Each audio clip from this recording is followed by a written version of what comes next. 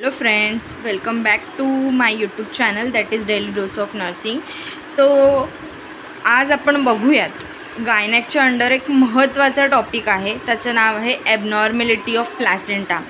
Umbilical cord आपण next व्हिडिओमध्ये बघूयात, पण ह्या व्हिडिओमध्ये तुम्ही फक्त ॲबनॉर्मॅलिटीज ऑफ प्लॅसेंटा किती प्रकारचे असतात आणि नक्की त्या प्रकारामध्ये असं काय आहे की त्याच्यामुळे त्याचे वेगवेगळे प्रकार आहेत हे आपण ह्या व्हिडिओमधून बघणार आहोत। तो ठीक आहे, लेट्स स्टार्ट।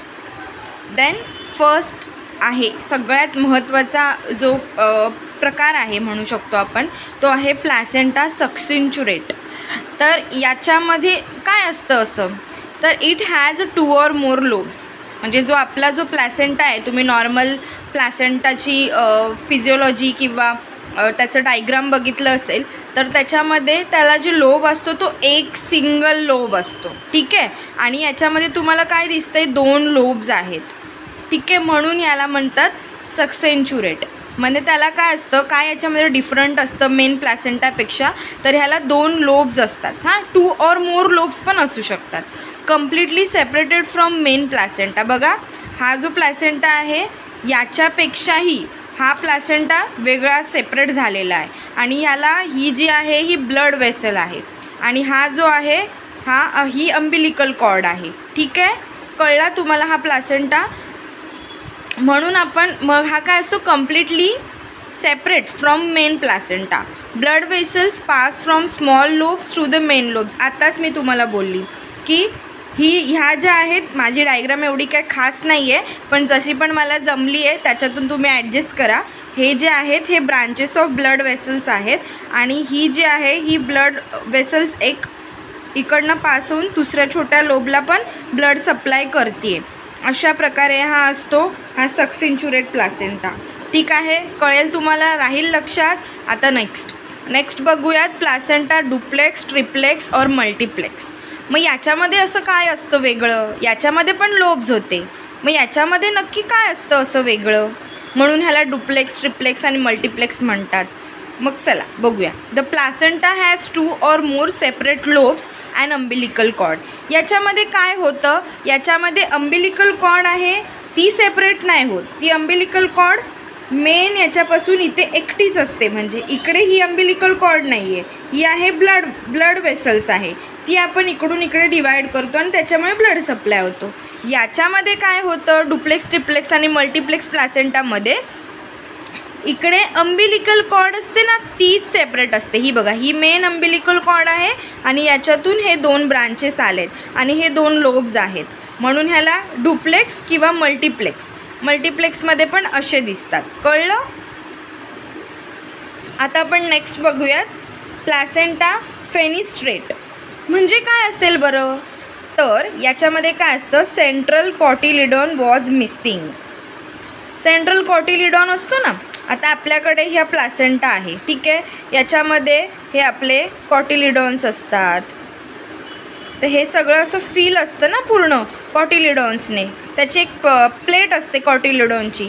तर याच्यामध्ये काय असतं, ती जी प्लेट आहे ना ती ॲबसेंट असते। म्हणजे कसं, the placenta has fail to develop. Actually ही खूप मोठी ॲबनॉर्मॅलिटी। हा जो प्लॅसेंटा आहे ना तो प्रॉपरली डेव्हलप झालेला नसतो आणि appearance like window which is covered by the membrane. हे तुम्हाला दिसतंय, हे जे मी मध्ये काढलं आहे हे असे ओपेक सरफेस असतात, एम्प्टी सरफेस। ते व्हाईट पॅच आपल्याला दिसतात जेव्हा असा प्लॅसेंटा आपण रिअलमध्ये बघतो ना, तर हे इकडे असे व्हाईट पॅचेस दिसतात आणि ते काहीच म्हणजे नसतात, म्हणजे कॉटिलिडॉनच तिकडे नसतो, म्हणजे प्लॅसेंटा फेल असतो। नॉर्मली तो जसा डेव्हलप व्हायला हवा तसा तो डेव्हलप झालेला नसतो आणि त्याच्यामुळे हे ब्लड वेसल्स आहेत ते प्रॉपरली जातात, पण असे मध्ये स्पेसेस असतात, म्हणून त्याला म्हणतात प्लॅसेंटा फेनिस्ट्रेट। लक्षात राहील। फर्स्टवाला आपण बघितला होता प्लॅसेंटा सक्सिन्चुरेट, त्याच्यामध्ये काय असतं, 2 लोब्स असतात, पण त्याच्यामध्ये जी अंबिलिकल कॉर्ड आहे ती डिवाईड होत नाही लोब टू लोब, ठीक आहे।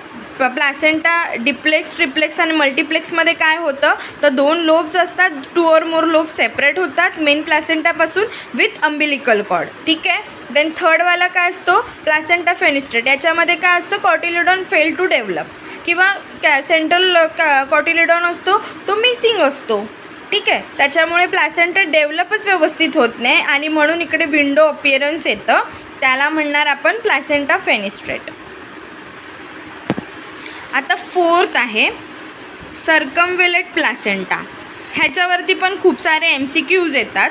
आता याच्यामध्ये असं काय आहे की याला पण आता सर्कमव्हेलेट प्लॅसेंटा असं वेगळं नाव पडलं आहे, तर आपण ते बघूया. And opaque ring on the fetal surface of the placenta.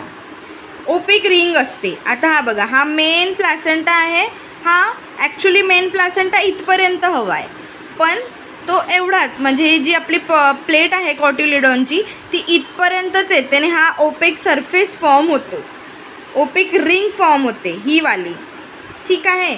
Main placenta actually एवढा डेव्हलप व्हायला हवा होता, पण तो एवढाच डेव्हलप होतो आणि ही वाली ओपेक स्पेसमध्ये राहते आणि म्हणून ही ओपेक रिंग फॉर्म होते on the fetal surface of the placenta. म्हणजे फिटल साईडचा जो प्लॅसेंटा असतो, मॅटर्नल आणि फिटल साईड सरफेस असतं ना आपल्या प्लॅसेंटामध्ये, त्याच्यामध्ये फिटल सरफेसच्या प्लॅसेंटामध्ये ओपेक रिंग आपल्याला बघायला मिळते.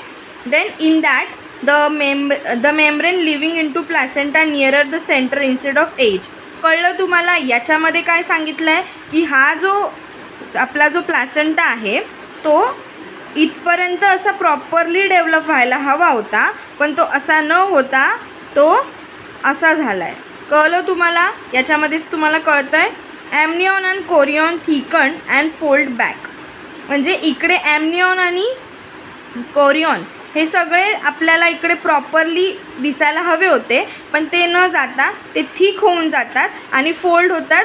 जिकडून ते डेव्हलप झालेत तिकडे ते रिपीट होतात, म्हणून ह्याला म्हणतात सर्कमव्हेलेट प्लॅसेंटा. कळलं? एकदम सोपं आहे लक्षात ठेवायला. त्याच्यानंतर आहे प्लॅसेंटा मार्जिनेटा. प्लॅसेंटा मार्जिनेटा बरं का असं नाव पडलं आहे, तर आपण ते पण बघूयात. A thin fibrous ring is present at the margin of the chorionic plate where blood vessels appear to terminate. म्हणजे काय होतं, हा जो प्लॅसेंटा तुम्हाला दिसतोय याच्यामध्ये अशी एक जी आपली जी मार्जिन असते, आता ही मार्जिन नाही आहे, पण आपण एक पकडू की ही मार्जिन आहे. मी तुम्हाला आधीच व्हिडिओच्या स्टार्टिंगला सांगितलं माझी डायग्राम एवढ्या खास नाही आहेत, फक्त मी तुम्हाला समजण्यासाठी या डायग्राम काढल्यात. तर ही जी मार्जिन आहे या मार्जिनच्या आजूबाजूला ज्या पण ब्लड वेसल्स दिसतात, आता ह्या मी डार्क रेडमध्ये दाखवल्यात, अशा ब्लड वेसल्स अशा पूर्ण अपियर झालेल्या असतात. आणि आता समजा जर काही झालं तर ते ब्लड आहे ब्लड वेसल्स त्या टर्मिनेट होतील इतक्या याच्यापर्यंत त्या डेव्हलप झालेल्या असतात, म्हणून त्या मार्जिनवरती असतात. त्या एकदम हार्डली ब्लड वेसल्स तिकडे अपियर होतात. त्या आपण म्हणू शकतो त्यांना की त्या आत्ताच म्हणजे जी पण फायब्रस थिंग रिंग प्रेझेंट आहे मार्जिनला, म्हणजे हे ॲक्च्युली इकडे होतात आणि ह्या मार्जिनच्या इथे ही कोरियॉनिक प्लेट असते, त्याच्यामध्येच हे ब्लड वेसल्स प्रेझेंट होतात, म्हणजे दिसतात, अपियर होतात जेव्हा आपल्याकडे प्लॅसेंटा येतो तेव्हा. आणि असं वाटतं की त्या आत्ता फुटतील इतक्या त्या डेव्हलप होतात आणि मार्जिनवरती डेव्हलप होतात, म्हणून आपण ह्याला म्हणतो प्लॅसेंटा मार्जिनेटा. कळलं आहे तुम्हाला? आता ही डायग्राम माझी खूप घाण झाली, पण तुम्हाला कळलं ना? इकडे अशा प्रकारे ते मार्जिनवरतीच त्या ब्लड वेसल्स डेव्हलप झालेल्या दिसतात आपल्याला. याचा तुम्ही ना जर तुम्हाला खरंच खूप ही प्लॅसेंटा मार्जिनेटा बघायचं असेल तर मस्तपैकी गुगल करा, गुगलला तुम्हाला कळेल जर तुम्हाला ह्या डायग्रामवरून पण नाही कळलं तर. त्याच्यानंतर प्लॅसेंटा बायपरायटा म्हणजे बायलोब प्लॅसेंटा और त्रिपर्टिटा म्हणजे ट्रायलोब प्लॅसेंटा. आता याच्यामध्ये काय असतं तर आपण मगासपासून बघितलं की जो आपला मगाशी कुठला होता ज्याच्यामध्ये आपण आपले जे हे अंबिलिकल कॉर्ड ती डेव्हलप होते पण ती डिवाइड होते. कुठला प्लॅसेंटा होता तो? कुठला प्लॅसेंटा होता आपला तो? डुप्लेक्स, ट्रिप्लेक्स आणि मल्टिप्लेक्स. त्याच्यामध्ये काय होतं तर त्याच्यामध्ये आता समजा इथे काढून दाखवते. आता समजा त्याच्यामध्ये काय होतं की असा एक आपला लोब्स आहेत ते इकडे डेव्हलप झालेत आणि हे समजा आहे आपले अंबिलिकल कॉर्ड. तर अंबिलिकल कॉर्ड आहेत ते अशा पद्धतीने डिवाइड झालेत. दिसलं? हा झाला आपला डुप्लेक्स प्लासेंटा. ठीक आहे. तर आता याच्यामध्ये काय होतं म्हणजे प्लासेंटा बायपरायटा आणि ट्रिपरायटा ह्याच्यामध्ये काय होतं, placenta has 2 or 3 complete separate lobes. Complete हा शब्द खूप महत्त्वाचा आहे, कारण याच्यामध्ये काय होतं, हा जो लोब्स आहेत ते लोब्स डेव्हलप होतात आणि त्याच्यासोबत डिफरंट अम्बिलिकल कॉर्ड तयार झालेली असते. हे बघा, हे आहे मल्टिप्लेक्स किंवा ट्रिप्लेक्स बोलू शकतो आपण, ट्रायलोब प्लासेंटा आणि हा आहे बायलोब प्लासेंटा. कळलं? म्हणजे याच्यामध्ये असं होतं, तर आपल्याला याच्यामध्ये काय होतं, असे 2 वेगळे सेपरेट होतात. ठीक आहे. आणि हे आहे अम्बिलिकल कॉर्ड, पण ती पण सेपरेट असते. म्हणजे वेगळ्या 2 अम्बिलिकल कॉर्ड असतात, 2 अम्बिलिकल कॉर्ड आणि 2 प्लासेंटा. कळलं? ठीक आहे. आता बघूयात प्लासेंटा मेम्ब्रेनिया. प्लासेंटा मेम्ब्रेनिया किंवा मेम्ब्रेनियस असं आपण बोलू शकतो. याच्यामध्ये काय होतं, the placenta is thin and large so that whole fetus is covered by the placenta. Thin असतो तो, पण खूप मोठा लार्ज असतो. पण जे ब्लड वेसल्स आहेत ना, ते नॉर्मली खूप जास्त असे पूर्ण असायला हवेत भरलेले, ते इकडे खूप मोठी स्पेस आहे. म्हणजे तो थिन आहे आणि मोठा आहे. आणि whole fetus is covered by the placenta. म्हणजे जे पण फिटस आहे ते पूर्णपणे कवर होऊन जातं त्या प्लासेंटामध्ये, एवढा तो प्लासेंटा मोठा असतो. Thin placenta line the greater part of the uterine cavity.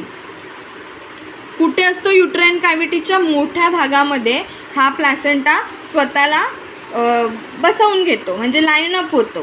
का तर तो प्लासेंटाची साईजच तेवढी मोठी असते ना. कळलं? तर तुम्हाला ह्या व्हिडिओमध्ये कळलंच असेल की आपण कुठले प्रकार बघितले. तर काय होतं, सर्कमव्हिलस प्लासेंटा. याच्यामध्ये काय एकदम डोक्यामध्ये ठेवायचं की एक ओपेक रिंग आपल्या फिटल सरफेसमध्ये फॉर्म होते. ठीक आहे. नॉर्मल प्लासेंटापेक्षा जास्त, म्हणजे एक छोटीशी रिंग फॉर्म होते, ओपेक सरफेस म्हणू शकतो आपण त्याला. आणि त्याच्यामध्ये ॲम्नियन आणि कोरिओन असतात, ते थिक झालेले असतात आणि म्हणून ती छोटी रिंग आतमध्ये फॉर्म होते आणि मधला स्पेस नंतर एक मेम्ब्रेन फॉर्म होते. ठीक आहे. प्लासेंटा मार्जिनेटा. मार्जिनेटामध्ये काय होतं, तर त्याच्यामध्ये मार्जिनवरती ब्लड वेसल्स आहेत ना, ते खूप जास्त मोठ्या प्रमाणामध्ये अशा अपियर झालेल्या असतात आणि असं वाटतं की आता तर टर्मिनेट होतील. ठीक आहे. त्याच्यानंतर प्लासेंटा बायपरायटा किंवा आपण बायलोब प्लासेंटा आणि ट्रायलोब प्लासेंटा. याच्यामध्ये काय असतं, तर याच्यामध्ये अम्बिलिकल कॉर्ड विथ लोब हे कम्प्लिटली सेपरेट असतात. कळलं? त्याच्यानंतर आपण काय बघितलं, प्लासेंटा मेम्ब्रेनिका. याच्यामध्ये काय असतं, प्लासेंटा आहे तो थिन असतो पूर्ण झालेला, पण खूप लार्ज असतो. कळलं? तर आजच्या व्हिडिओमध्ये आपण 7 प्रकार बघितले. किती? 7 प्रकार. 7 प्रकार हे सगळे खूप महत्त्वाचे आहेत. आणि ह्या व्हिडिओमध्ये आपल्याला फक्त एवढंच बघायचं होतं की प्लासेंटाचे किती प्रकार असतात आणि किती ॲबनॉर्मॅलिटीज आहेत. तर हेच ते प्रकार, याच्यावरती आपल्याला LAQ येऊ शकतो आणि LAQ आला की आपल्याला मग कळत नाही की कसं सेंटेन्स फॉर्मेशन करायचं किंवा कसं करायचं. आता तुम्हाला मेन कन्सेप्ट समजली तर तुम्ही भरभरून लिहू शकता. तर तुम्हाला असा माझा व्हिडिओ आवडला असेल तर माझ्या यूट्यूब चॅनलला नक्की फॉलो करा. असेच मराठीमध्ये मी व्हिडिओ शिकवत राहीन, जेणेकरून आपल्याला कन्सेप्ट मेन कळत नाही. त्याच्यामुळे माझा हा व्हिडिओ मी मराठीतून बनवायचं असं ठरवलं. आणि आपल्याला कन्सेप्ट जर आपल्या बोलीभाषेतून कळली तर आपल्याला लिहायला पेपरमध्ये इझी वाटतं.